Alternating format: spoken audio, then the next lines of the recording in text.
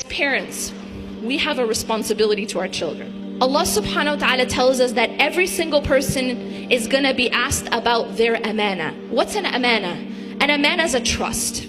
So if I were to entrust you with some money, for example, then you would be responsible for that, taking care of that money, right? Allah subhanahu wa ta'ala has given us a trust.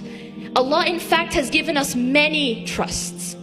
And one of the most precious of them is our children. Allah will ask us what we did to give our children their right of an Islamic education. It's not just something optional. It's something that is fard. It is obligatory upon us to give that to our children. And if we don't, if we fall short, for whatever reason, for whatever illusions we are chasing, we will be asked by Allah subhanahu wa ta'ala. We will be asked why we did not give them that education and that environment that was their right. It's a right upon us. Right? That it is actually an obligation rather upon us, and it is their right. Many of us are under the impression that because there's some sort of so-called separation between church and state. No, my children, they're not being taught about Jesus at school. They're being taught something more dangerous. When you take a certain medicine, right? When you first take the medicine, there's like this dose that will work, right? But then over time, what happens to your body?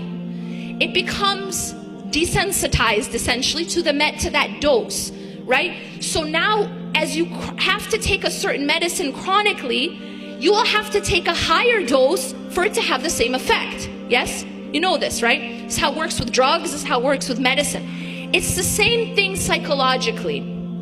So what happens is when you become exposed to something a lot, your heart starts to become desensitized. In other words, you become numb. You're putting your children in this environment. How can you think you're not going to be asked?